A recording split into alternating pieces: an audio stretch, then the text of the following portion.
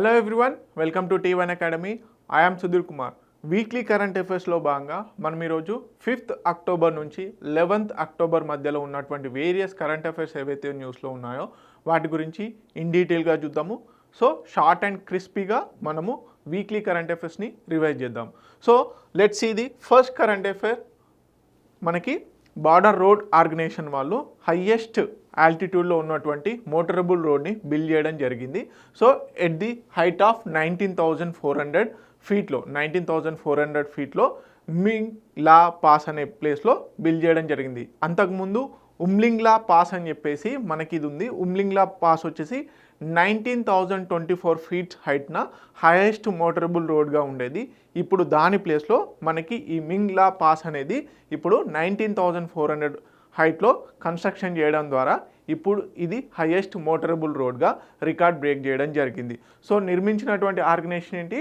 మనకి ministry of defence కింద ఉన్నటువంటి బార్డర్ రోడ్ ఆర్గనైజేషన్ వాళ్ళు నిర్మించడం జరిగింది.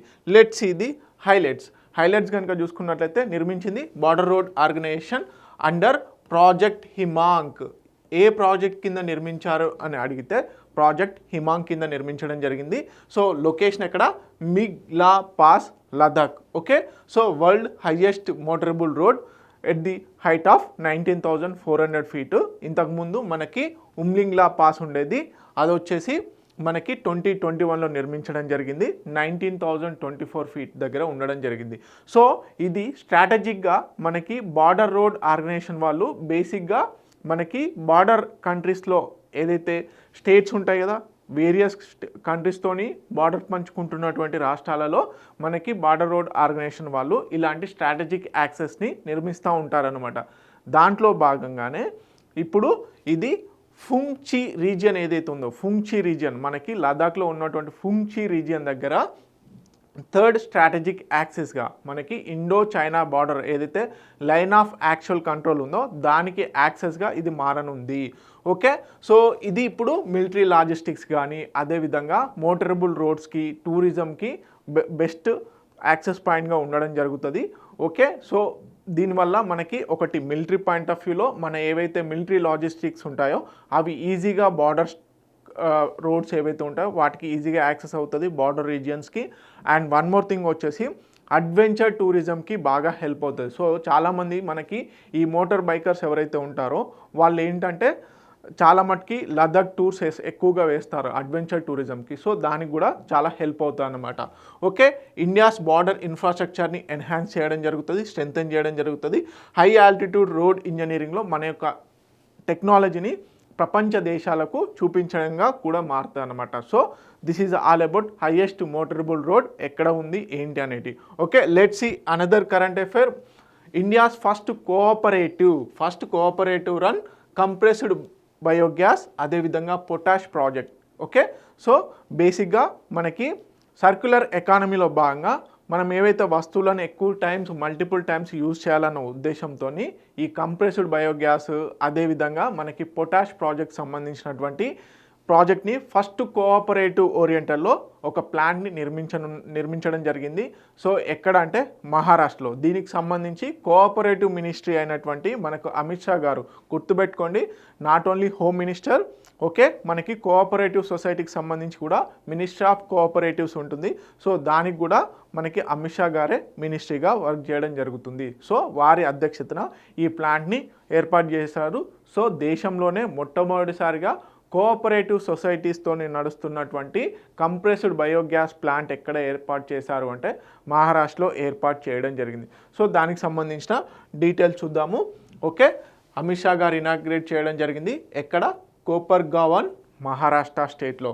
ఓకే, సో ఎక్కడ ఇనాగ్రేట్ చేశారు? పర్టికులర్గా ఒక ప్లాంట్ పేరు ఏంటి అంటే సహకార్ మహర్షి శంకర్రావు కోలే కోఆపరేటివ్ షుగర్ ఫ్యాక్టరీలో ఈ కంప్రెస్డ్ బయోగ్యాస్ని ఏర్పాటు చేయడం జరిగింది. మళ్ళీ ఒకసారి రిపీట్ చేస్తున్నాను, సహకార్ మహర్షి శంకర్రావు కోలే కోఆపరేటివ్ షుగర్ ఫ్యాక్టరీలో ఏర్పాటు చేయడం జరిగింది. ఓకే, కంప్రెస్డ్ బయోగ్యాస్ అదేవిధంగా పొటాష్ గ్రాన్యూల్ ఫెసిలిటీని ఇక్కడ ఏర్పాటు చేశారు. ఓకే, సో దీన్ని ఎవరు డెవలప్ చేశారు మరి? National cooperative development corporation. మనకి కార్పొరేషన్ కోఆపరేటివ్స్ ఏవైతే ఉన్నాయో వాటిని డెవలప్ చేయడం కోసం అని చెప్పేసి ఈ నేషనల్ కోఆపరేటివ్ డెవలప్మెంట్ కార్పొరేషన్ బేసిక్గా వర్క్ చేయడం జరుగుతుంది. అది ఈ ఫెసిలిటీని అక్కడ నిర్మించడం జరిగింది. సో బేసిక్గా అగ్రో వేస్ట్, మనకి ఏదైతే రైస్ హస్క్ కానీ అదేవిధంగా వెజిటేబుల్ వేస్ట్ కానీ ఇవన్నీ ఉంటాయి కదా, షుగర్ ఫ్యాక్టరీకి సంబంధించిన వేస్టేజ్ కూడా వస్తుంది. వీటన్ని యూజ్ చేసుకొని కంప్రెస్డ్ బయోగ్యాస్ని అదేవిధంగా పొటాష్ గ్రాన్యూల్ ఫెసిలిటీస్ని డెవలప్ చేయడం జరుగుతుంది ఇక్కడ.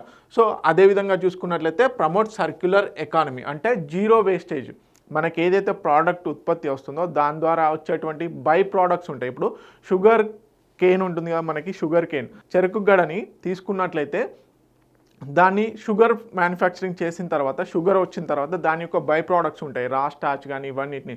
సో వాటిని వేస్టేజ్ కాకుండా జీరో వేస్టేజ్తో కూడుకొని ఈ కంప్రెస్డ్ బయోగ్యాస్ని అదేవిధంగా పొటాష్ గ్రాన్యూల్స్ని డెవలప్ చేయాలని అనుకుంటున్నారు. అదేవిధంగా ఎంపవర్ కోఆపరేటివ్ అండ్ ఫార్మర్స్, అంటే ఇలా ఎస్టాబ్లిష్ చేయడం వల్ల ఏంటి, మనకు మిగతా స్టేట్స్లో ఉన్నటువంటి కోఆపరేటివ్ సొసైటీస్ కూడా ఒక రకంగా రోల్ మోడల్గా ఉండడం జరుగుతుంది. Okay, diversify rural industries beyond ethanol towards green ఎనర్జీకి. Okay, beyond ethanol okay towards green ఎనర్జీకి కన్వర్ట్ చేసేందుకు. అదేవిధంగా కోఆపరేటివ్ సొసైటీస్ని, అంటే ప్రజల్ని ఏకం చేస్తూ మనకి క్లీన్ ఎనర్జీని ప్రొడక్ట్ చేయాలి అని చెప్పేసి దీని యొక్క నినాదం. సో ఇండియాలోనే first cooperative compressed biogas plant ఎక్కడ వచ్చింది అంటే మనకి మహారాష్ట్రలో ఏర్పాటు చేయడం జరిగింది. సో ఈ పేరు కూడా గుర్తుపెట్టుకోండి. Let's see another current affair. India's first electric battery swapping ఎక్కడ ఏర్పాటు చేస్తున్నారు? హర్యానాలో ఏర్పాటు చేయడం జరిగింది. సో మనకి ఇండియాస్లో ఫస్ట్ ట్రక్, అంటే బేసిక్గా మనకి ఇప్పుడు ఎలక్ట్రిక్ వెహికల్స్ ఏంటి, ఛార్జింగ్ పోర్టల్స్ ఉంటాయి. సో బ్యాటరీ ఛార్జింగ్ చేసుకునేంత వరకు కూడా బేసిక్గా అక్కడ ఛార్జ్ చేసుకోవాలి, ఉండాలి, వెయిట్ చేయాలి. సో అలాంటి సిస్టమ్ లేకుండా ఆల్రెడీ ఒక స్టేషన్ ఉంటుంది, ఆ స్టేషన్లోనే ఆల్రెడీ బ్యాటరీస్ అనేటివి ఛార్జింగ్ చేస్తూ ఉంటారు. ఇప్పుడు మనకి ఎలక్ట్రిక్ వెహికల్లో బ్యాటరీ అయిపోయింది అనుకోండి, మనం అక్కడికి వెళ్ళేసి డైరెక్ట్ తీసేసుకొని బ్యాటరీ తీసి బ్యాటరీని మళ్ళీ ఇన్సర్ట్, అంటే ఫుల్ ఛార్జ్ ఉన్నటువంటి బ్యాటరీని తీసుకొని మన వెహికల్కి స్వాపింగ్ చేసుకుంటే సరిపోతుంది. సో అలాంటి ట్రక్ ఓరియంటెడ్, అంటే మనకి ట్రాన్స్పోర్ట్ని ఈజీ చేయాలి, అదేవిధంగా కార్గోని ఎఫిషియన్సీగా తీసుకెళ్లాలన్న ఉద్దేశంతో ఇండియాలోనే మొట్టమొదటి ఎలక్ట్రిక్ ట్రక్ బ్యాటరీ స్వాపింగ్ స్టేషన్ని ఏర్పాటు చేయడం జరిగింది. దీన్ని మినిస్ట్రీ ఆఫ్ హెవీ రోడ్స్ ఎవరైతే మనకి మినిస్ట్రీ ఉన్నారో నితిన్ గడ్కరీ గారు ఇనాగ్రేట్ చేయడం జరిగింది. ఎక్కడ? Haryana Delhi international cargo terminal దగ్గర ఈ బేసిక్గా బ్యాటరీ స్వాపింగ్ స్టేషన్ని ఏర్పాటు చేయడం జరిగింది. Nitin Gadkari union minister for road transport and highways. ఇక్కడ సోనిపట్ హర్యానా, పర్టికులర్ లొకేషన్ వచ్చేసి Delhi international cargo terminal. So first commercial battery swapping. Okay, ట్రక్స్కి, ఎస్పెషల్గా మనకి ట్రక్స్కి ఇది ఎక్కువగా, ఎందుకంటే బైక్స్కి కానీ ఆటోస్కి కానీ లేకపోతే కార్స్ కానీ ఇన్హౌస్గా ఛార్జ్ చేసుకోవచ్చు. ట్రక్స్ ఏంటి, బేసిక్గా ఎక్కువగా రోడ్లపైన ట్రాన్స్పోర్ట్ రిలేటెడ్ యాక్టివిటీస్ ఎక్కువగా చేస్తూ ఉంటాయి. సో వాటికి ప్రతి స్టేషన్లో ఆగి ఛార్జింగ్ చేసుకొని మళ్ళీ వెళ్ళాలి అంటే టైం పడుతుంది. సో మనకి ఈ ట్రాన్స్పోర్ట్ ఏదైతే ఉందో దాన్ని ఎఫిషియన్సీ పెంచడం కోసం అని చెప్పేసి బ్యాటరీ స్వాపింగ్, సింపుల్గా బ్యాటరీ అయిపోయిన బ్యాటరీని అక్కడ ఆ స్టేషన్లో ఉంచేసి ఫుల్ ఛార్జింగ్ ఉన్నటువంటి దాన్ని ఇన్బిల్డ్గా వేసేసుకుంటే సరిపోతుంది అన్నమాట. So this is called battery swapping. Okay, so decarbonise logistics and promote green ట్రాన్స్పోర్టేషన్ని ఈజీగా ప్రమోట్ చేయడం కోసం అని చెప్పేసి ఈ ఇనిషియేటివ్ తీసుకురావడం జరిగింది. So battery swapping plus charging facility for heavy electric vehicles like trucks. Okay, quick battery replacement to minimise down time. అదేవిధంగా lower operating cost versus diesel transport, reduces carbon emissions and pollution. So at the end ఏంటి, electric వెహికల్స్ని ఇప్పుడు promote చేయడానికి గల కారణం ఏంటి, మనకి ఏదైతే కార్బన్ ఎమిషన్స్ ఉన్నాయో వాటిని తగ్గించి క్లైమేట్ చేంజ్కి దోహదపడాలన్న ఉద్దేశంతో ఈ ఇనిషియేటివ్ని తీసుకురావడం జరిగింది. దీంట్లో భాగంగానే మనకి ఈ ట్రక్స్కి ఎస్పెషల్గా బ్యాటరీ స్వాపింగ్ అనేది చాలా ఇంపార్టెంట్.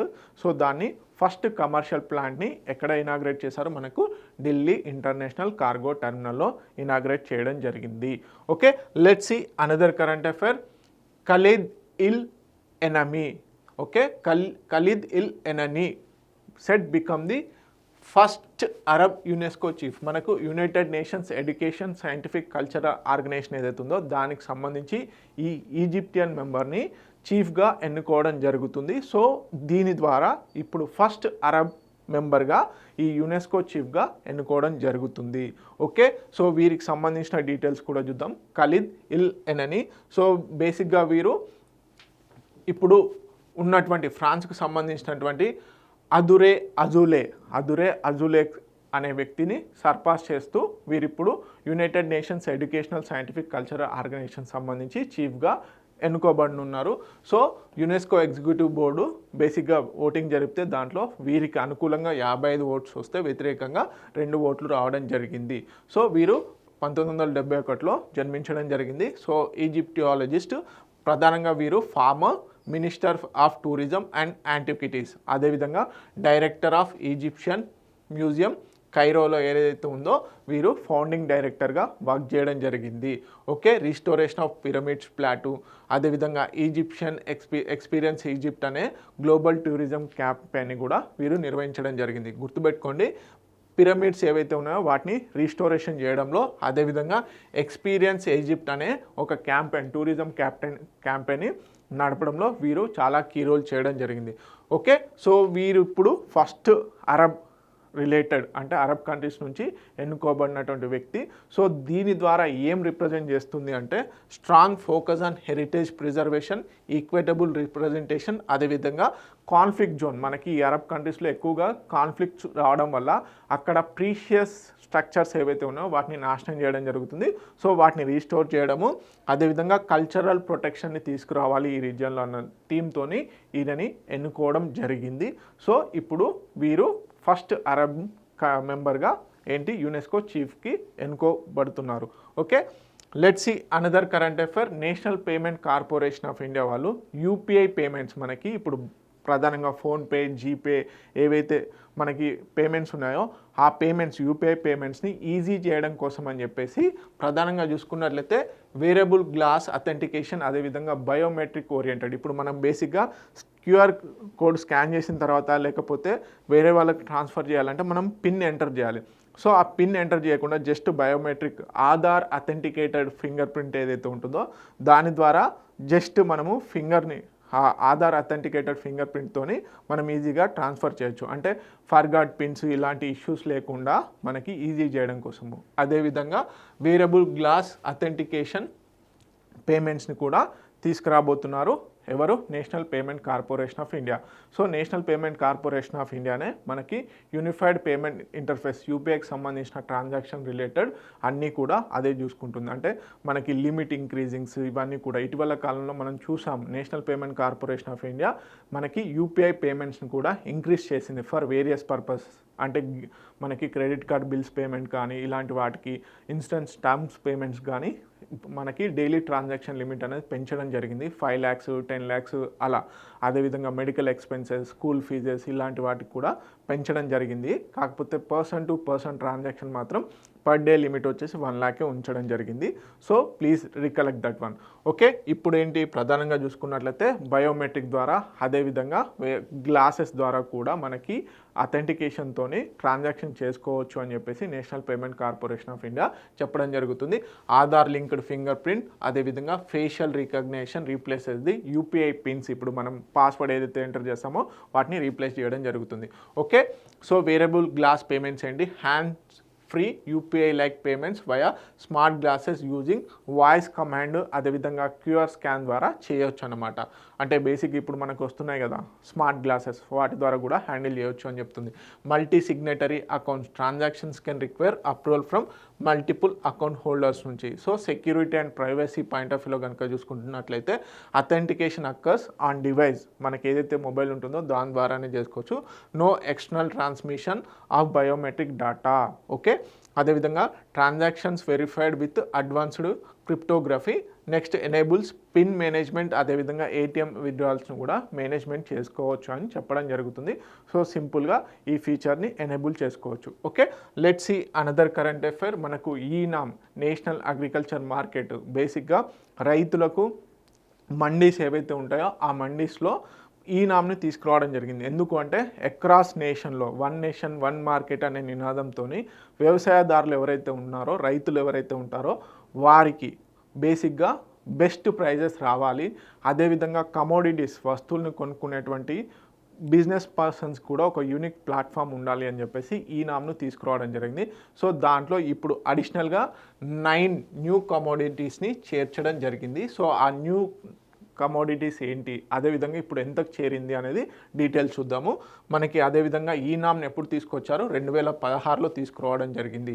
సో ఈ నామ్ను బేసిక్గా మినిస్ట్రీ ఆఫ్ అగ్రికల్చర్ కింద ఉన్నటువంటి department of agriculture and farmers welfare handle చేయడం జరుగుతుంది. నేషనల్ అగ్రికల్చర్ మార్కెట్ దీన్ని 2016లో లాంచ్ చేయడం జరిగింది. Unified digital agri market. So బేసిక్గా దేశంలో ఎక్కడి నుంచైనా మనము దీంట్లో మనము కమోడిటీస్ని సేల్ చేయడం కానీ, అదేవిధంగా పర్చేస్ చేయడం కానీ, రైతులకి అదేవిధంగా మీడియేటర్స్ ఉంటారుగా, సో వాళ్ళ కోసం అని చెప్పేసి తీసుకురావడం జరిగింది. ట్రాన్స్పరెంట్ ఆన్లైన్ ట్రేడింగ్ అంటే ఎందుకు అంటే ఇది ఎస్పెషల్గా ఈనాము బెటర్ ప్రైజెస్ ఫార్మర్స్కి, రైతులకి ఒక మంచి ప్రైజ్ రావాలి, ఎక్కడ ఎక్కువ ప్రైజ్ ఉంటే వాళ్ళకి అమ్ముకోవచ్చు అన్న దాంతో తీసుకురావడం జరిగింది. So quality based pricing, better market access తీసుకురావడం కోసం. మరి ఈ 9 కమోడిటీస్ ఏంటి అంటే కొత్తగా తీసుకొచ్చినాయి గ్రీన్ టీ, అదేవిధంగా tea, ashwagandha dry roots, mustard oil, okay, lavender oil, next mentha oil, next వచ్చేసి virgin olive oil, lavender dried flowers, అదేవిధంగా బ్రోకెన్ రైస్. వీటిని ఇప్పుడు ఈ నామ్ ప్లాట్ఫామ్లోకి తీసుకురావడం జరిగింది. దీంతో ఇప్పుడు 247కి చేరింది. ఈ నామ్లో ట్రేడింగ్ చేసుకునేటువంటి మొత్తం ఎంతవరకు చేరింది అంటే కమోడిటీస్ వచ్చేసి 247కి చేరింది అన్నమాట. సో ఈ 247కి సంబంధించినటువంటి రైతులు కానీ మార్కెట్ ప్లేయర్స్ ఎవరైతే ఉంటారో వారు ఈ నామ్ ద్వారా ట్రేడింగ్ చేసుకోవచ్చు. అంటే ట్రేడింగ్ ఇన్ ద సెన్స్, ఇప్పుడు ఒక రైతు ఉన్నాడండి, తను మార్కెట్కి వెళ్ళాడు, ఒక మార్కెట్కి వెళ్తే అక్కడ తనకు సరైన గిట్టుబాటు ధర రాలేదు. ఇప్పుడు సపోజ్ ఈ అశ్వగంధ డ్రై రూట్సే తీసుకొని వెళ్ళాడు ఆ లోకల్ మార్కెట్లోకి. మార్కెట్ అంటే మండి, వ్యవసాయ మార్కెట్. సో అక్కడ ఏమైంది, తనకి బేసిక్గా బెటర్ ప్రైస్ రాలేదు. కాకపోతే ఈ ఈనామ్ పోర్టల్లో ఇంకెక్కడో సపోజ్ పంజాబ్లోనో ఇంకెవరికో కావాలి అక్కడ ఉన్నటువంటి బిజినెస్ మార్కెటర్స్కి. సో తను బెటర్ ప్రైస్ కోట్ చేసినట్లయితే ఈ రైతు తనకి అమ్ముకోవచ్చు అన్నమాట. సో అలాంటి యూనిఫైడ్ ప్లాట్ఫామే ఈ ఈనామ్ అన్నమాట. Okay, this is all about eNAM. అదేవిధంగా 9 న్యూ ఐటమ్స్, టోటల్ కమోడిటీస్ వచ్చేసి మనకి 247కి చేరడం జరిగింది. గుర్తుపెట్టుకోండి, కంపల్సరీగా అడుగుతారు. నెక్స్ట్ వచ్చేసి కనుక చూసుకున్నట్లయితే 10th edition NATPOLREX. Okay, NATPOLREX Indian coast guard వాళ్ళు నిర్వహించడం జరిగింది. ఎస్పెషల్గా మనకు ఆయిల్ స్పిల్స్ అవుతూ ఉంటాయి. సో షిప్స్, క్రూడ్ ఆయిల్ ఉంటుంది కదా, సో ఆ క్రూడ్ ఆయిల్ని క్యారీ చేసేటటువంటి షిప్స్కి అప్పుడప్పుడు యాక్సిడెంట్స్ అవుతూ ఉంటాయి. సో అప్పుడు ఏంటి, హ్యూజ్ అమౌంట్ ఆఫ్ ఆయిల్ అనేది బేసిక్గా మనకి సీ సర్ఫేస్ పైన పేరుకుపోతూ ఉంటుంది. సో అలాంటి సిచ్యువేషన్ వచ్చినప్పుడు ఎన్విరాన్మెంటల్ పరంగా కూడా సముద్ర జీవులకి ఇంపాక్ట్ అవుతుంది. సో దాన్ని ట్యాకిల్ చేయడం కోసము మల్టీ రోల్గా, అదేవిధంగా ఇంటర్ ఏజెన్సీ పాయింట్ ఆఫ్ వ్యూలో ఏ విధంగా రియాక్ట్ అవ్వాలనేది ఒక ఎక్సర్సైజ్ కండక్ట్ చేస్తారు. అదే నాట్ పోలరెక్స్. దానికి సంబంధించినటువంటి 10th ఎడిషన్ని చెన్నై కోస్ట్ దగ్గర నిర్వహించడం జరిగింది under the Indian coast guard అబ్జర్వేషన్లో. ఓకే, సో దీనికి సంబంధించినటువంటి డీటెయిల్స్ చూద్దాము. Okay, Indian coast guard ministry of defence కింద ఉండడం జరుగుతుంది. సో అది ఆర్గనైజ్ చేసింది Chennai coast, Tamil Nadu. Okay, 2 days exercise 27th national oil spill disaster contingency ప్లాన్లో భాగంగా 27th national oil spill disaster contingency ప్లాన్లో భాగంగా నిర్వహించడం జరిగింది. సో దీని ద్వారా ఏంటి, ఎవాల్యుయేట్స్ ఇండియాస్ రెడీనెస్. ఒకవేళ ఆయిల్ స్పిల్స్ అవుతే రీసెంట్గా మనకి కేరళ దగ్గరలో మనకి జరిగింది. సో అలాంటి ఆయిల్ స్పిల్స్ జరిగినప్పుడు ఏ విధంగా రియాక్ట్ అవ్వాలి అని చెప్పేసి ఈ ఎక్సర్సైజ్లో నిర్వహిస్తూ ఉంటారు. అదేవిధంగా ఇంటర్ ఏజెన్సీ కోఆర్డినేషన్, ఇప్పుడు ఇండియన్ కోస్ట్ గార్డ్ కానీ అదేవిధంగా స్టేట్కి సంబంధించినటువంటి కోస్ట్ గార్డ్స్ కొన్ని ఉంటాయి. సో వాళ్ళు, అదేవిధంగా మనకి ఎన్విరాన్మెంటలిస్టులు, కొంతమంది వాలంటీర్స్ కూడా ఉంటారు. సో ఇలా ఆయిల్ స్పిల్ అయినప్పుడు ఏ విధంగా రియాక్షన్ చేయాలి, ఏ విధంగా ఇంటర్ ఏజెన్సీ చేయాలి అని చెప్పేసి కోఆర్డినేషన్ పెంచాలి అని చెప్పేసి ఈ ఎక్సర్సైజ్ నిర్వహించడం జరుగుతుంది. అదేవిధంగా టెక్నాలజికల్ ఇన్నోవేషన్స్ని ప్రజెంట్ చేయొచ్చు. Next international cooperation in marine environmental protection point of వ్యూలో కూడా బేసిక్గా ఆయిల్ స్పిల్ అయినప్పుడు ఏ విధంగా రియాక్ట్ అవ్వాలనేది దీని యొక్క ముఖ్య ఉద్దేశం. అదేవిధంగా మరి ఎవరెవరు పార్టిసిపేట్ చేశారు ప్రధానంగా అనుకున్నట్లయితే సెంట్రల్ మినిస్ట్రీస్ అయినటువంటి ministry of health and sciences, ministry of environment, forest and climate change, ministry of petroleum and natural gas, ministry of defence పాల్గొనడం జరిగింది. కోస్టల్ స్టేట్ గవర్నమెంట్స్, అదేవిధంగా ports, oil companies, shipping agencies కూడా దీంట్లో participate చేశారు. Indian navy, air force, అదేవిధంగా pollution control boards various స్టేట్స్కి సంబంధించినటువంటి especially కోస్టల్కి సంబంధించినటువంటి పొల్యూషన్ కంట్రోల్ బోర్డ్స్ ఈ ఎక్సర్సైజ్లో పాల్గొనడం జరిగింది. 100 పైన national delegates, 40 foreign observers from 32 countries నుంచి పార్టిసిపేట్ చేయడం జరిగింది. సో ఇలాంటి ఎక్సర్సైజెస్ నిర్వహించడం వల్ల India reinforces India's leadership in marine pollution response, అదేవిధంగా preparedness and resilience. 7,500 square kilometre coast line ఏదైతే ఉందో దాన్ని ఏ విధంగా ప్రొటెక్ట్ చేయాలి అని చెప్పేసి ఇండియాని స్ట్రెంథన్ చేయడం జరుగుతుంది. Okay, let's see another current affair. INS Androth commission into the Indian navy. Okay, INS Androth ఇది మనకి యాంటీ సబ్మరైన్ వార్ఫేర్ వెజల్ అన్నమాట. సో యాంటీ సబ్మరైన్ వార్ఫేర్ అంటే ఏంటి? బేసిక్గా శత్రు దేశాలకు సంబంధించినటువంటి వార్ఫేర్స్ ఏవైతే ఉన్నాయో ఆ సబ్మరైన్స్ ఏవైతే ఉన్నాయో ఆ సబ్మరైన్స్ ప్రధానంగా చూసుకున్నట్లయితే వాటిని నాశనం చేయడం కోసం అని చెప్పేసి ఈ ఐఎన్ఎస్ ఆంధ్రోత్ని తీసుకురావడం జరిగింది. సో ఏ క్లాస్కు సంబంధించింది అంటే అర్నాలా క్లాస్కు సంబంధించింది. అర్నాలా క్లాస్కు సంబంధించి ఇది సెకండ్ది అనమాట. ఓకే, దీనికి సంబంధించిన డీటెయిల్స్ చూద్దాం. ఎక్కడ వెను వచ్చేసి నావల్ డాక్యార్డ్ విశాఖపట్నంలో కమిషన్ చేయడం జరిగింది, ఇండియన్ నావీకి అప్పచెప్పడం జరిగింది. Second Arnala class anti submarine warfare shallow water craft అనమాట. సో దీన్ని ఎవరు నిర్మించారు? Garden reach ship builders and engineers, కోల్కతాకు సంబంధించింది. సో ఇది ఒక పబ్లిక్ సెక్టర్ అండర్టేకింగ్, ఇది నిర్మించడం జరిగింది. దీంట్లో యూజ్ చేసినటువంటి టెక్నాలజీ కానీ మెటీరియల్ కానీ పూర్తిగా ఇండిజినస్, అంటే 80% వరకు కూడా దేశీయంగా ఉత్పత్తి చేసినటువంటి మెటీరియల్నే వాడడం జరిగింది, టెక్నాలజీనే వాడడం జరిగింది అనమాట. సో ఆత్మనిర్భర్ భారత్లో భాగంగా. సో దీని యొక్క స్పెషాలిటీస్ కనుక చూసుకున్నట్లయితే దీని లెంత్ వచ్చేసి 77 మీటర్స్, డిస్ప్లేస్మెంట్ వచ్చేసి 1500 టన్స్ ఉండడం జరుగుతుంది. 3 water jet systems for high agility in shallow water. So advanced sonar సిస్టమ్ని, కమ్యూనికేషన్ని, అదేవిధంగా అండర్ వాటర్ డిటెక్షన్ సిస్టమ్ని. ఈ మనకి సోనార్ సిస్టమ్ ఎందుకు బేసిక్గా యూజ్ అవుతుందంటే సబ్మెరైన్స్ అనేటి సముద్ర అడుగుబాటుగాన వెళ్ళడం జరుగుతుంది. సో వాటిని పసిగట్టడం చాలా హై రిస్క్ అనమాట, అంటే టెక్నాలజీతో కూడుకున్నటువంటిది. సో ఈ సోనార్ సిస్టమ్ ఏం చేస్తుంది అంటే బేసిక్గా సిగ్నల్స్ పంపించి సౌండ్ సిస్టమ్ని పంపించేసి ఆ వేవ్స్ లెంత్ను బట్టి ఆ సబ్మరైన్స్ సంబంధించి శత్రు దేశాలకు సంబంధించినటువంటి సబ్మరైన్స్ డిటెక్షన్ని చేయడం జరుగుతుంది. Okay, so missions include coastal anti submarine warfare, అదేవిధంగా maritime surveillance, search and rescue ఓరియంటెడ్లో, నెక్స్ట్ మ్యారిటైమ్ ఆపరేషన్స్లో కూడా వాడడం జరుగుతుంది. సో బేసిక్గా దీనికి దేని పేరు పెట్టారు అంటే లక్షద్వీప్లో ఉన్నటువంటి మనకి ఆంధ్రోత్ అనే ఐలాండ్ ఉండడం జరుగుతుంది. లక్షద్వీప్లో ఆంధ్రోత్ అనే ఐలాండ్ ఉంటుంది, దాని పేరు మీదుగా ఇప్పుడు ఐఎన్ఎస్ ఆంధ్రోత్ అని పేరు పెట్టడం జరిగింది. Okay, so this is all about INS Androth. Let's see another current affair. Indian coast గార్డ్కి సంబంధించినటువంటి అక్షర్ అనే బేసిక్గా ఫాస్ట్ పెట్రోల్ వెజిల్ వెహికల్ని లాంచ్ చేయడం జరిగింది, కమిషన్ చేయడం జరిగింది. ఎక్కడ? మనకి పాండిచ్చేరిలో. సో దీనికి సంబంధించిన డీటెయిల్స్ చూద్దాము.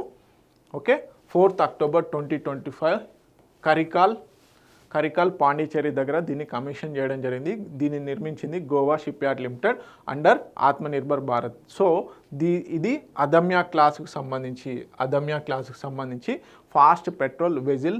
Okay, second in the series. Okay, దీని యొక్క ఫీచర్స్ కనుక చూసుకున్నట్లయితే దీని యొక్క లెంత్ వచ్చేసి 51 మీటర్స్, డిస్ప్లేస్మెంట్ వచ్చేసి 320 టన్స్, స్పీడ్ వచ్చేసి 27 knots, రేంజ్ వచ్చేసి 1500 nautical miles దీని యొక్క రేంజ్ అన్నమాట.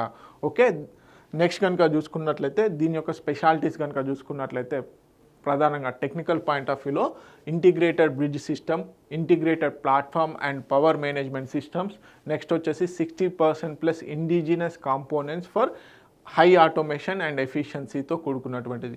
నెక్స్ట్ ఆపరేషనల్ రోల్ ఏంటి, coastal surveillance and maritime zone patrol, next secure and rescue, anti smuggling, anti poaching operation. So Indian coast guard అనేది మనకు తెలుసు, బేసిక్గా ఎస్పెషల్గా మన కోస్ట్ని ప్రొటెక్ట్ చేస్తూ ఉంటుంది. దాంట్లో ప్రధానంగా చూసుకున్నట్లయితే స్మగ్లింగ్ అండ్ పోచింగ్ సంబంధించినటువంటి ఆపరేషన్స్నే ఎక్కువగా ఇండియన్ కోస్ట్ గార్డ్ నిర్వహిస్తూ ఉంటుంది అనమాట. అదేవిధంగా environmental protection within the exclusive economic zone.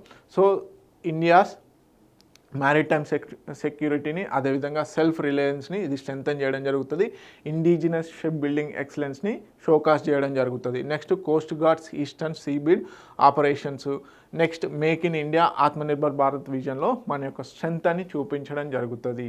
Okay, let's see another current affair, Naksha programme. So మనకి అర్బన్ ఏరియాస్లో బేసిక్గా ల్యాండ్ డిస్ప్యూట్స్ ఎక్కువగా ఉంటాయి. సో ఈ నక్షా ప్రోగ్రామ్ ద్వారా ఏంటంటే ప్రాపర్ మ్యాపింగ్ చేయాలి, అర్బన్ లోకల్స్ని, అర్బన్ టౌన్ ఏదైతే ఉంటుందో వాటిని ప్రాపర్గా మ్యాపింగ్ చేసి ఈ ల్యాండ్ డిస్ప్యూట్స్ ఏవైతే ఉన్నాయో వాటిని తగ్గించవచ్చు అని చెప్పేసి నక్షా ప్రోగ్రామ్ గురించి చెప్పడం జరుగుతుంది.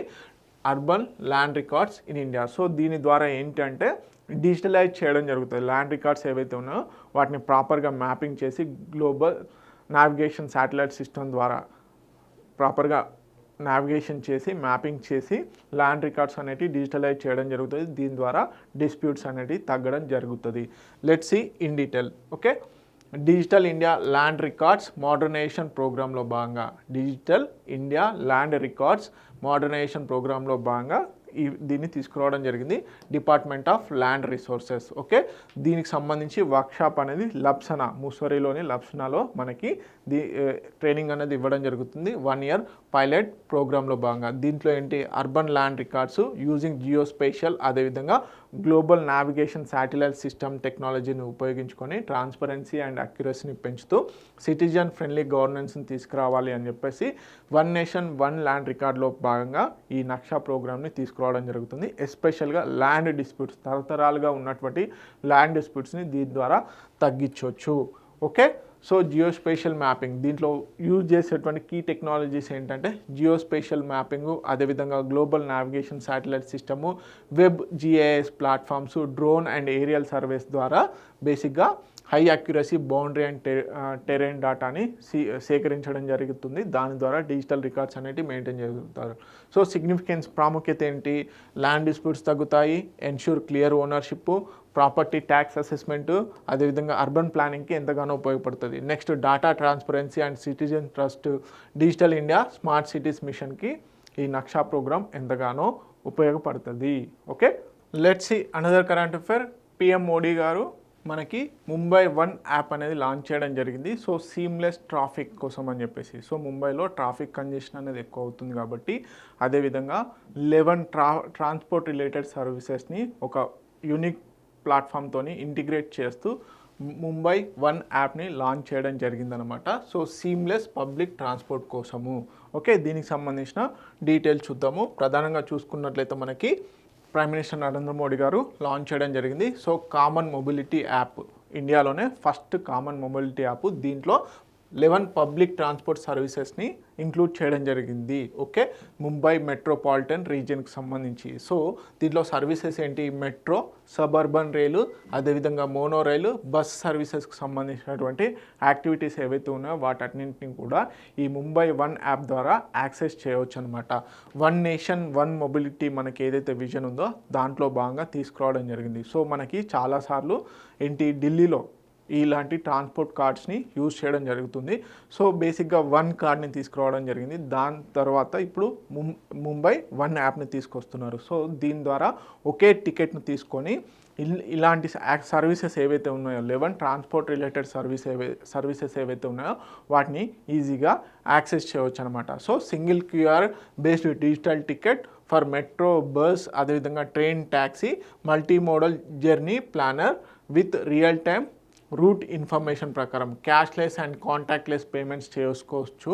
అదేవిధంగా emergency support, okay, share my location, city guide, ఇవన్నీ కూడా మనకి బేసిక్గా ఈ ముంబై వన్ యాప్లో ప్రొవైడ్ చేయడం జరిగింది. అంటే సిటిజన్ ఫ్రెండ్లీ ట్రాన్స్పోర్ట్ని ఈజీ చేయాలన్న ఉద్దేశంతో, అదేవిధంగా ఇప్పుడు మనకి ట్రాఫిక్ కంజెషన్ ఎక్కడ ఎక్కువగా ఉంది, ఎక్కడ తక్కువగా ఉంది అని ముందుగానే ప్లాన్ చేసుకునే విధంగా, అదేవిధంగా ట్రాన్స్పోర్ట్ రిలేటెడ్ సర్వీసెస్ ఏవైతే ఉన్నాయో వాటిని ఇంబైబ్ చేస్తూ, ఇంటర్నలైజ్ చేస్తూ ఈ యాప్ని తీసుకురావడం జరిగింది. Okay, triangular interface Marathi, Hindi, English ఈ భాషల్లో ఈ యాప్ అనేది వర్క్ చేయడం జరుగుతుంది. సో సింపుల్గా ముంబై వన్ యాప్ ఇటీవల కాలంలో వార్తల్లో నిలిచింది. అది దేనికి సంబంధించిందంటే ముంబైలో ట్రాఫిక్ కంజెషన్ని తగ్గిస్తూ సీమ్లెస్ ట్రాఫిక్ సర్వీసెస్ని ప్రొవైడ్ చేయడం కోసం తీసుకొచ్చినటువంటి మల్టీ మోడల్ సర్వీస్ అన్నమాట. నెక్స్ట్ కనుక చూసుకున్నట్లయితే మనకి ఒడిస్సాకు సంబంధించి జ్ఞాన యజ్ఞ మండపంని లాంచ్ చేయడం జరిగింది. ఇది ఒక డిజిటల్ లైబ్రరీ, జ్ఞాన యజ్ఞ మండపం. మనకి పూరి జగన్నాథ్ టెంపుల్కి సంబంధించినటువంటి ఏవైతే మనుస్క్రిప్ట్స్, హిస్టారికల్ డాక్యుమెంట్స్ ఉంటాయో వాటిని ఈ డిజిటల్ లైబ్రరీలో పొందుపరచడం జరిగింది టు ప్రిజర్వ్ కల్చర్. సో మనకి పూరి జగన్నాథ్ టెంపుల్కి సంబంధించినటువంటి కల్చర్ని కాపాడడం కోసం అని చెప్పేసి దీన్ని లాంచ్ చేశారు. జ్ఞాన యజ్ఞ మండప్. దీనికి సంబంధించిన డీటెయిల్స్ కనుక చూసుకున్నట్లయితే ఎవరు లాంచ్ చేయడం జరిగింది, లా మినిస్టర్ అయినటువంటి పృథ్వీరాజ్ హరిచందన్ గారు లాంచ్ చేశారు. శ్రీ జగన్నాథ్ టెంపుల్ అడ్మినిస్ట్రేషన్ దీన్ని బేసిక్గా తీసుకురావడం జరిగింది. ఎక్కడ సైట్ లొకేషన్ వచ్చేసి రఘునందన్ లైబ్రరీ, ఇది పూరి జగన్నాథ్ టెంపుల్లోనే ఉంటుంది. సో అక్కడ ఈ డిజిటల్ లైబ్రరీని లాంచ్ చేయడం జరిగింది. ఈ డిజిటల్ లైబ్రరీలో ప్రధానంగా రేర్ రికార్డ్స్, పూరి జగన్నాథ్ టెంపుల్కి సంబంధించినటువంటి రేర్ రికార్డ్స్, అదేవిధంగా manuscripts, temple chronicles of Jagannath టెంపుల్కి సంబంధించినవి బేసిక్గా పొందుపరచడం జరిగింది. మరి దేంట్లో భాగంగా ఈ డిజిటల్ లైబ్రరీని తీసుకొచ్చారు అంటే జగన్నాథ్ హెరిటేజ్ కారిడార్ ప్రాజెక్ట్ ఏదైతే ఉందో దాంట్లో భాగంగా బేసిక్గా ఈ డిజిటల్ లైబ్రరీని తీసుకొచ్చారు. హిస్టారిక్ రఘునందన్ లైబ్రరీలో ఏర్పాటు చేశారు.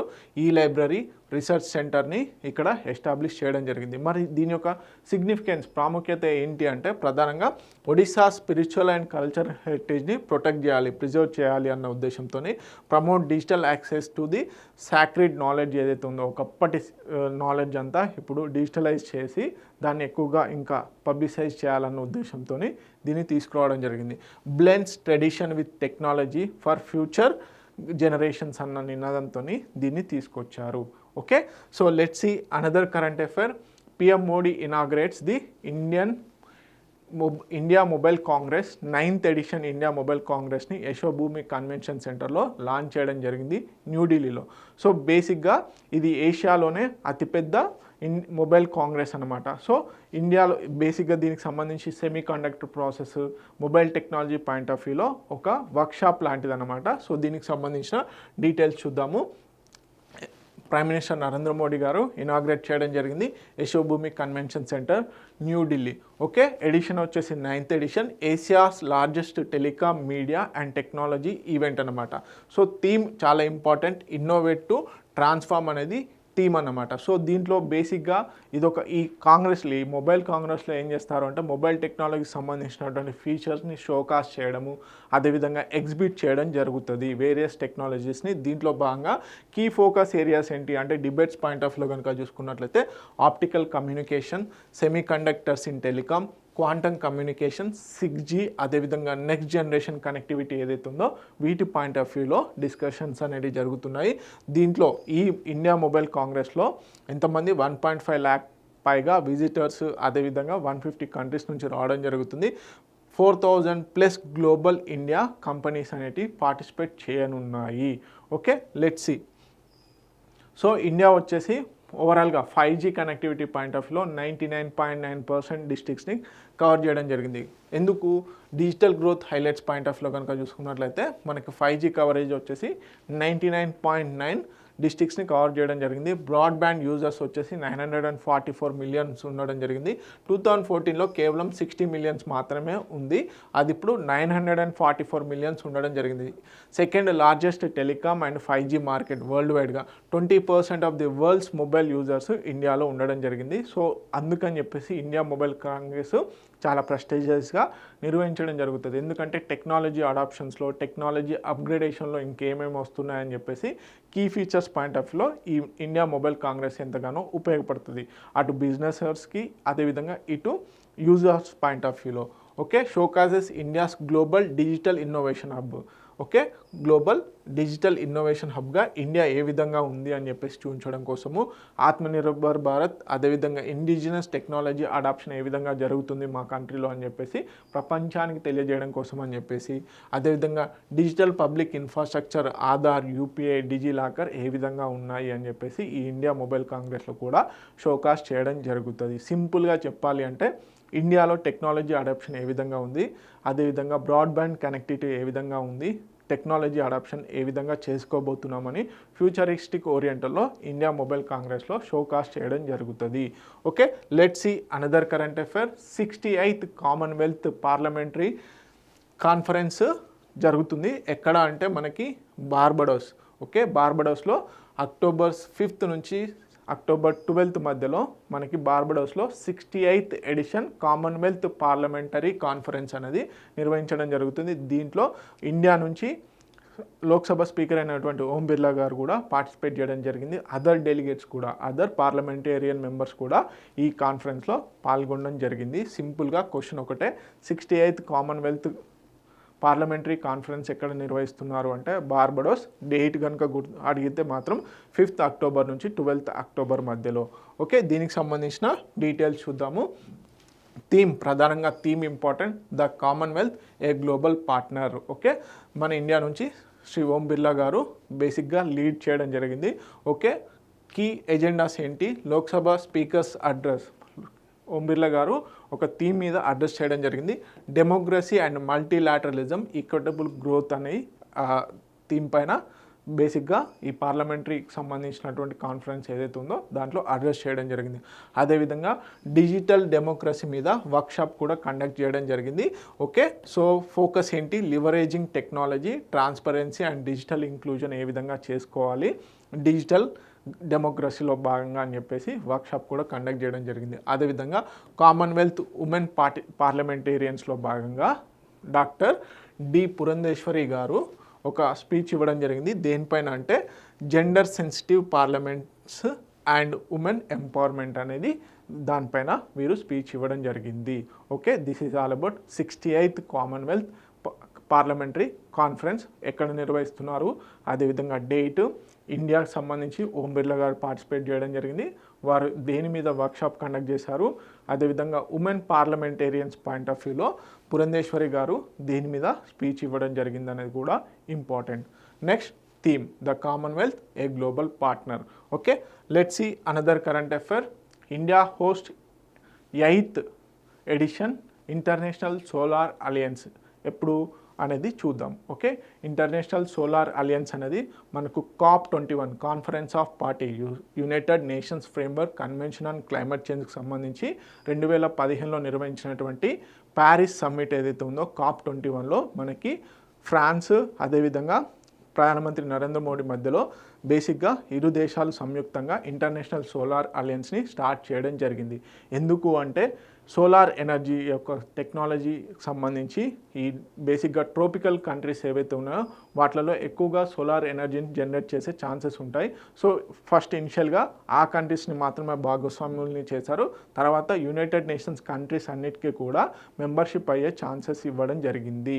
ఓకే, సో సోలార్ టెక్నాలజీలో వస్తున్నటువంటి అప్గ్రేడేషన్స్ కానీ టెక్నాలజీకి సంబంధించి ఫండ్ పాయింట్ ఆఫ్ వ్యూలో ఇరు దేశాల మధ్యలో not only France and India, మొత్తం మెంబర్ కంట్రీస్ ఇంటర్నేషనల్ సోలార్ అలయన్స్లో ఉన్నటువంటి మెంబర్ కంట్రీస్కి సంబంధించినటువంటి టెక్నాలజీ అడాప్షన్లో ఈ అలయన్స్ అనేది ముందుకు తీసుకెళ్తా ఉందన్నమాట. సో దానికి సంబంధించినటువంటి 8th ఎడిషన్ మీటింగ్ అనేది కాన్ఫరెన్స్ అనేది ఇండియాలో నిర్వహిస్తున్నారు. సో దానికి సంబంధించిన డీటెయిల్స్ చూద్దాము. అక్టోబర్ 27 నుంచి అక్టోబర్ 30 మధ్యలో international Solar alliance 8th edition నిర్వహించనున్నారు. ఎక్కడ, Bharat Mandapam, New Delhi. Announced by the Pralhad Joshi, ministry of new and renewable ఎనర్జీకి సంబంధించినటువంటి మినిస్ట్రీ అనౌన్స్ చేయడం జరిగింది. సో పార్టిసిపెంట్స్ వచ్చేసి 124 మెంబర్స్ కంట్రీస్ ఉండడం జరిగింది. 40+ energy and climate ministers. So దీంట్లో భాగంగా అంటే ఈ సమ్మిట్స్లో ఏం చేస్తారు, ప్రధానంగా టెక్నాలజీ అడాప్షన్ ఏ విధంగా ఉంది, అడ్వాన్స్డ్ టెక్నాలజీ ఏంటి, అదేవిధంగా ఫండ్ రిలేటెడ్ ఇష్యూస్ ఏమైనా ఉన్నాయా అని చెప్పేసి బేసిక్గా డిస్కస్ చేయడం జరుగుతుంది. సో మనకి ఎప్పుడు కాన్ఫరెన్స్ ఆఫ్ పార్టీస్ 21 ప్యారిస్ 2015లో లాంచ్ చేయడం జరిగింది. సో ఇప్పుడు సిగ్నేటరీ నేషన్స్ వచ్చేసి 124 మెంబర్స్ ఉండడం జరిగింది. వరల్డ్స్ లార్జెస్ట్ రెన్యూవబుల్ ఎనర్జీ కోయలేషన్గా ఇప్పుడు బేసిక్గా ఉండడం జరిగింది. ఫోకస్ ఏరియాస్ ఏంటి? 8th అసెంబ్లీ ఇప్పుడు రాబోతుంది కదా, దాంట్లో ఏం బేసిక్గా ఫోకస్ చేస్తారు అంటే ఇంటర్నేషనల్ సోలార్ అలయన్స్ గోల్స్ ఏ విధంగా ఉన్నాయి, ప్రోగ్రెస్ పాయింట్ ఆఫ్ వ్యూలో డిస్కస్ చేయడం జరుగుతుంది. సోలార్ ఎనర్జీ యాక్సెస్ సంబంధించి కూడా డిస్కస్ చేయడం జరుగుతుంది ఇన్ అగ్రికల్చర్, ట్రాన్స్పోర్ట్, హెల్త్ కేర్లో. Next solar finance and technology ట్రాన్స్ఫర్లో భాగంగా కూడా ఈ అసెంబ్లీలో డిస్కస్ చేయనున్నారు. Okay, let's see another current affair. World health organisation ఒక వార్నింగ్ లాంటి ఇష్యూ జారీ చేసిందండి. ఎస్పెషల్గా వేపింగ్ ఏదైతే ఉందో, వేపర్ అంటే బేసిక్గా మనకి ఈ టెక్నాలజీ ఏదైతే ఉందో ఇప్పుడు కొత్తగా నికోటిన్ మనకి సిగరెట్స్ పాయింట్ ఆఫ్ వ్యూలో ఈ వేపింగ్ అనేది ఎక్కువగా చేస్తున్నారు, ఎస్పెషల్లీ టీనేజర్స్. ఇది వరల్డ్ వైడ్ ఇష్యూగా మారనుంది అని చెప్పేసి వరల్డ్ హెల్త్ ఆర్గనైజేషన్ బేసిక్గా కన్సర్న్ని ఎక్స్ప్రెస్ చేయడం జరిగింది. ఓకే, దీనికి సంబంధించిన డీటెయిల్స్ చూద్దాము. టీన్ వేపర్స్ ఎవరైతే ఉన్నారో 13 నుంచి 15 మధ్యలో ఉన్నటువంటి వాళ్ళు చాలా ఎక్కువ మంది దీన్ని ఇష్టపడుతున్నారు. ఇది బేసిక్గా నష్టాన్ని చేకూరుస్తుంది, జాగ్రత్త అని చెప్పేసి వార్న్ చేయడం జరిగింది. సో 15 మిలియన్ వరల్డ్ వైడ్గా ఉన్నారు టీన్ వేపర్స్ అని చెప్పేసి చెప్పడం జరుగుతుంది. So when comparing with the teen and adult మధ్యలో కనుక చూసుకున్నట్లయితే అడల్ట్స్ కంటే టీనేజర్స్ ఎవరైతే ఉన్నారో వాళ్ళు 9 టైమ్స్ ఈ వేపింగ్ని ఇష్టపడుతున్నారు అని చెప్పేసి రిపోర్ట్ చెప్పడం జరిగింది. ఓకే, గ్లోబల్ వేపర్స్ వచ్చేసి మొత్తంగా 100 మిలియన్స్ ఉంటే దాంట్లో 86 మిలియన్స్ వచ్చేసి అడల్ట్స్ ఉండడం జరిగింది, మిగతా వాళ్ళంతా కూడా టీనేజర్సే. ఓకే, టబాకో యూజ్ వచ్చేసి డిక్లైన్ అవ్వడం జరిగింది. 2000 సంవత్సరంలో 1.38 బిలియన్ యూజర్స్ టబాకో అంటే సిగరెట్స్ ద్వారా కన్జంప్షన్ జరిగితే ఇప్పుడు అది 2024లో 1.2 బిలియన్స్కి తగ్గింది. కాకపోతే ఇక్కడ ఏంటంటే వేపింగ్ అనేది పెరగడం జరుగుతుంది. సో అదొక రకంగా నికోటిన్ లాంటి ఏవైతే ప్రమాదకరమైనటువంటి ఉన్నాయో అవి బేసిక్గా హార్మ్ చేస్తాయి అని చెప్పేసి చెప్పడం జరుగుతుంది. Nicotine exposure harms adolescence brain development, ఇంపేర్స్ cognition, attention and emotional regulation.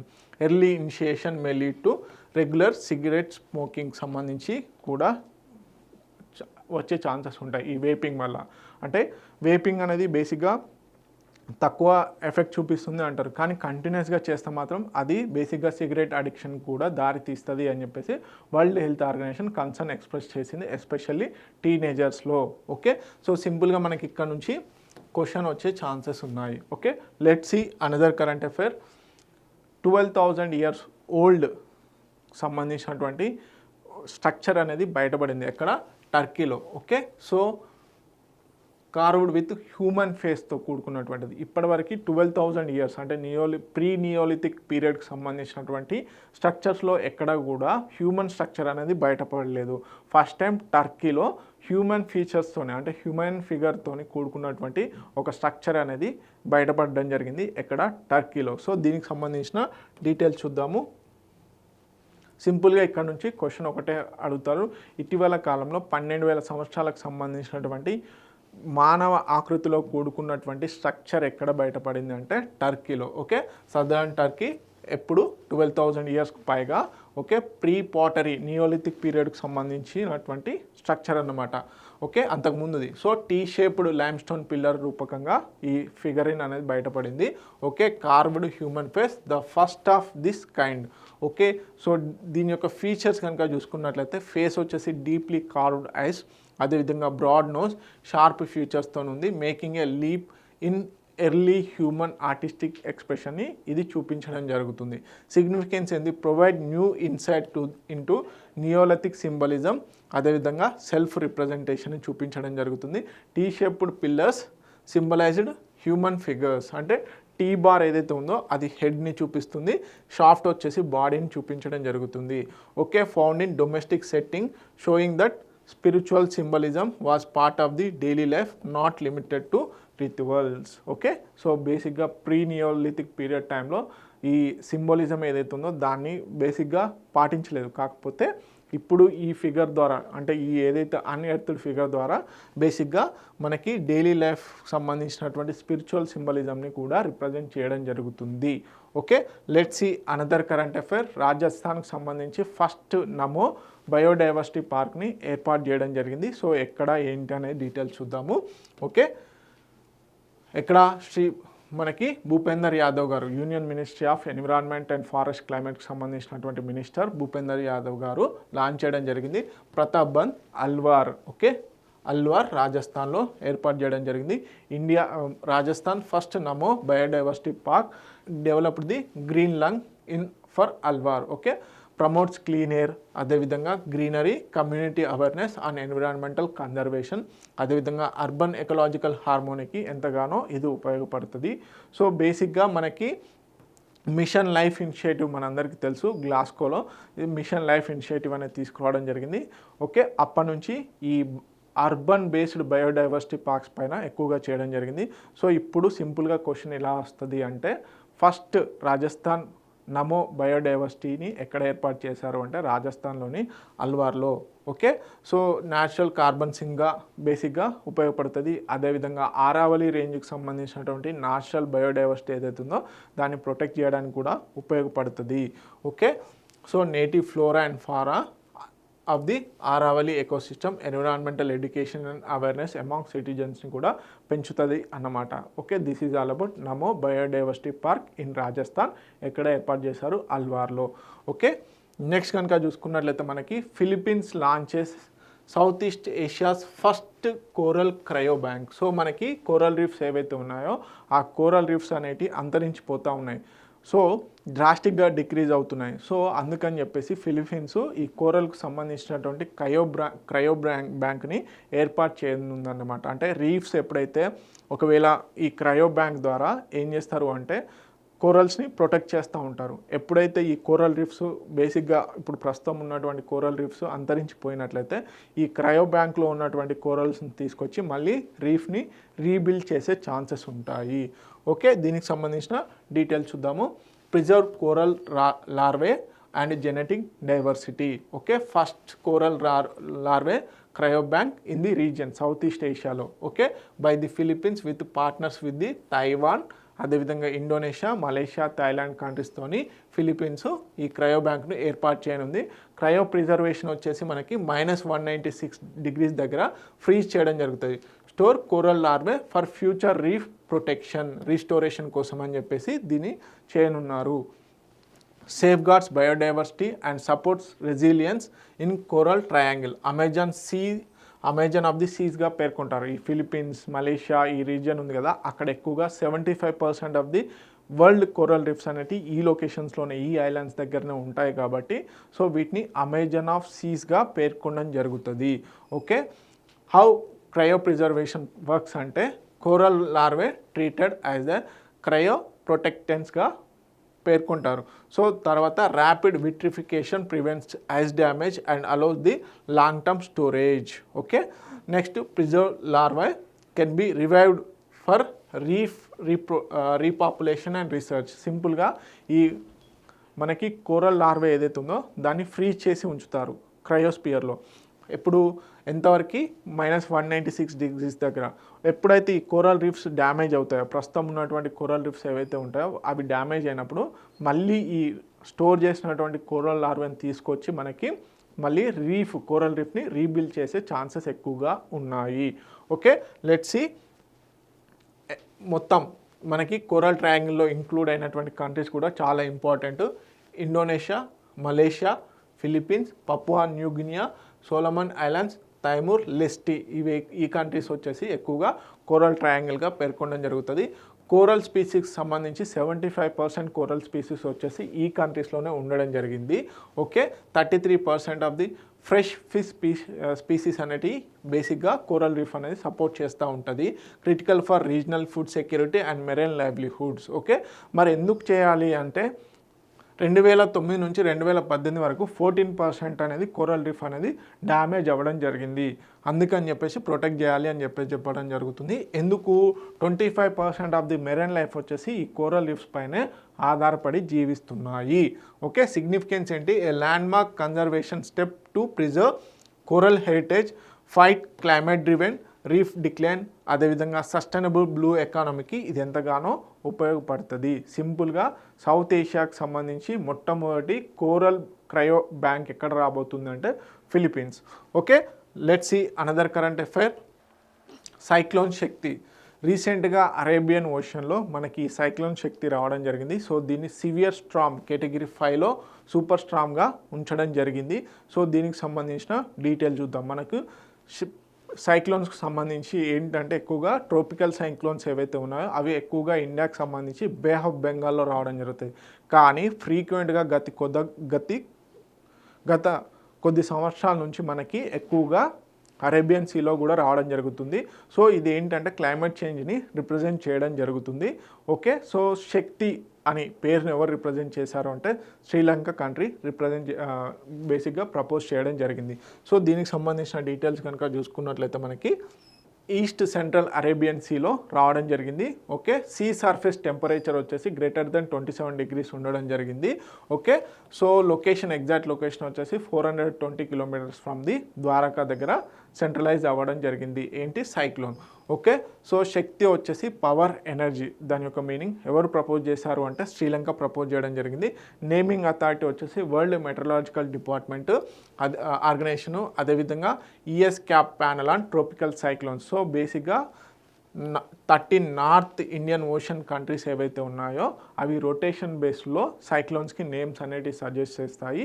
ఈ సైక్లోన్ శక్తి ఏదైతే ఉందో అది శ్రీలంక సజెస్ట్ చేయడం జరిగింది. ఓకే, సివియర్ సైక్లోన్ స్ట్రామ్గా డిక్లేర్ చేయడం జరిగింది. ఓకే, 89 నుంచి 117 km/h అనేది విండ్ స్పీడ్ ఉంది కాబట్టి దాన్ని సివియర్ సైక్లోనిక్ స్టార్మ్గా బేసిక్గా డిఫైన్ చేయడం జరిగింది. అయితే ఇండియన్ మెట్రలాజికల్ డిపార్ట్మెంట్ వాళ్ళు 5 కేటగిరీస్లో మనకి సైక్లోన్స్ని బేసిక్గా డిఫైన్ చేస్తారు వాటి యొక్క సివియారిటీని బట్టి. ఓకే, నార్మల్గా ఉంటే సైక్లోనిక్ స్టార్మ్, కొంచెం హెవీగా వెళ్తే సివియర్ స్టార్మ్గా డిక్లేర్ చేయడం జరుగుతుంది. తర్వాత వెరీ సివియర్ స్టార్మ్గా డిక్లేర్ చేయడం జరుగుతుంది. ఎక్స్ట్రీమ్లీ సివియర్ సూపర్ సైక్లోన్గా కూడా డిక్లేర్ చేయడం జరుగుతుంది. ఓకే, కాకపోతే ఏంటంటే ఇప్పుడు ప్రధాన కన్సర్న్ ఏంటంటే బేసిక్గా సైక్లోన్స్ అనేటివి మనకు బే ఆఫ్ బెంగాల్లో తరచుగా వస్తాయి. కాకపోతే గత కొద్ది సంవత్సరాల నుంచి మనకి అరేబియన్ ఓషన్లో రావడం జరుగుతుంది. సో దానివల్ల ఏంటంటే కొంచెం క్లైమేట్ చేంజ్ పాయింట్ ఆఫ్ వ్యూలో కన్సర్న్స్ ఎక్స్ప్రెస్ చేయడం జరుగుతుంది. ఓకే, సో మేజర్గా మహారాష్ట్ర అండ్ కొంకన్ కోస్ట్, అదేవిధంగా మనకి గుజరాత్కి ఎక్కువగా బేసిక్గా దీని యొక్క ఎఫెక్ట్ ఉండడం జరిగింది. సో స్ట్రాటజిక్ సిగ్నిఫికెన్సీ ఏంటంటే enhanced disaster preparedness and policy response point of వ్యూలో so Arabian sea cyclone frequency rising 52%. Severe cyclones 2001 నుంచి 2019 మధ్యలో బేసిక్గా మనకి 52% సివియర్ సైక్లోన్స్ అనేవి ఎక్కువగా రావడం జరిగింది అని చెప్పేసి చెప్పడం జరుగుతుంది. Okay, let's see another current affair. Mirabai Chanu గారు వరల్డ్ వెయిట్ లిఫ్టింగ్ ఛాంపియన్షిప్లో సిల్వర్ మెడల్ అనేది రావడం జరిగింది. ఓకే, దీనికి సంబంధించిన డీటెయిల్స్ చూద్దాం. ఓకే, October 2nd, 2025 రోజున నిర్వహించడం జరిగింది. ఉమెన్స్ కేటగిరీ 48 kg కేటగిరీలో వీరు మనకి సిల్వర్ మెడల్ అనేది తీసుకురావడం జరిగింది. ఎక్కడ నిర్వహించారు అంటే నార్వేలో. ఓకే, గోల్డ్ వచ్చేసి రీ సాంగ్ గమ్, నార్త్ కొరియాకి సంబంధించినటువంటి రీ సాంగ్ గమ్ గారికి రావడం జరిగింది. 213 kgsని బేసిక్గా ఎత్తడం జరిగింది. ఇది వరల్డ్ రికార్డ్, గుర్తుపెట్టుకోండి, వరల్డ్ రికార్డు. అదేవిధంగా మీరాబాయి చాను గారు ఇండియా నుంచి సిల్వర్ మెడల్ రావడం జరిగింది. 119 kgs అనేది లిఫ్ట్ చేయడం జరిగింది. ఇది నేషనల్ రికార్డ్, మన ఇండియాకి సంబంధించి నేషనల్ రికార్డు. అదేవిధంగా బ్రాంజ్ వచ్చేసి తాంతోన్ సుకోచురన్, థాయిలాండ్కి సంబంధించినటువంటి వారికి రావడం జరిగింది.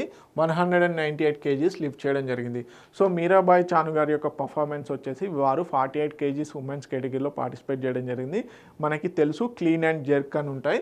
సో స్నాచ్లో వచ్చేసి 84 kgs, క్లీన్ అండ్ జెర్క్లో వచ్చేసి 115 kgs లిఫ్ట్ చేయడం జరిగింది. సో మనకి ఈ నేషనల్ రికార్డ్స్ అనమాట. మొత్తం ఓవరాల్గా 119 kgs అనేది లిఫ్ట్ చేసి నేషనల్ రికార్డ్ అనేది బ్రేక్ చేశారు. సో వరల్డ్ ఛాంపియన్షిప్లో మీరాబాయి చాను గారికి ఇది 3rd మెడల్ అన్నమాట. ఇది ఒకటి గుర్తుపెట్టుకోండి, కంపల్సరీగా గుర్తుపెట్టుకోండి, ఎందుకంటే ఇక్కడ పాయింట్ వచ్చే ఛాన్సెస్ ఉన్నాయి. 3rd world championship medal in career. Okay, let's see another current affair. Nishad Simran okay win gold para athletics world 2025లో. ఓకే, పారా అథ్లెటిక్స్ వరల్డ్ 2025లో వీరిద్దరికి గోల్డ్ మెడల్స్ అనేటివి రావడం జరిగింది. అదేవిధంగా బ్రాంజ్ అండ్ సిల్వర్ కూడా ఇతర మెంబర్స్కి రావడం జరిగింది. సో దీనికి సంబంధించిన డీటెయిల్స్ చూద్దాం మనము. వరల్డ్ పారా అథ్లెటిక్స్ ఛాంపియన్షిప్ 2025 ఎక్కడ వెన్యూ వచ్చేసి న్యూఢిల్లీలోనే October 3rd, 2025 రోజున. Okay, Nishad Kumar gold medal అనేది రావడం జరిగింది. మెన్స్ హై జంప్లో కేటగిరీ T47 అడుగుతారు. కేటగిరీ వచ్చేసి T47 2.14 మీటర్స్ అనేది హై జంప్ చేయడం జరిగింది. న్యూ ఏషియన్ రికార్డ్ ఇది వచ్చేసి. Okay, first ever world championship gold. అదేవిధంగా surpass rivals Turkey and USA. Next వచ్చేసి సిమ్రాన్ శర్మ గోల్డ్ మెడల్ రావడం జరిగింది ఉమెన్స్ 100 మీటర్స్లో. ఓకే, కేటగిరీ వచ్చేసి T12. ఓకే, 11.95 సెకండ్స్లో మాత్రమే మనకి 100 మీటర్స్ రీచ్ అయ్యి బేసిక్గా పర్సనల్ బెస్ట్ అనేది పర్ఫార్మెన్స్ చేసి గోల్డ్ మెడల్ అనేది తీసుకురావడం జరిగింది. అదేవిధంగా ప్రీతి పాల్ గారికి వచ్చేసి బ్రాంజ్ రావడం జరిగింది ఉమెన్స్ 200 మీటర్స్ కేటగిరీలో T35 కేటగిరీ. అదేవిధంగా ప్రదీప్ కుమార్ బ్రాంజ్ మెడల్ రావడం జరిగింది మెన్స్ డిస్కస్ త్రోలో F64 కేటగిరీలో. సో ఇవన్నీ మనకి వరల్డ్ పారా అథ్లెటిక్స్ ఛాంపియన్షిప్స్లో భాగంగా రావడం జరిగింది. ఓకే, సో ఇవ్వండి వీక్లీకి సంబంధించినటువంటి current affairs. I hope you enjoyed the class. Thank you so much. Please share, subscribe T1 Academy.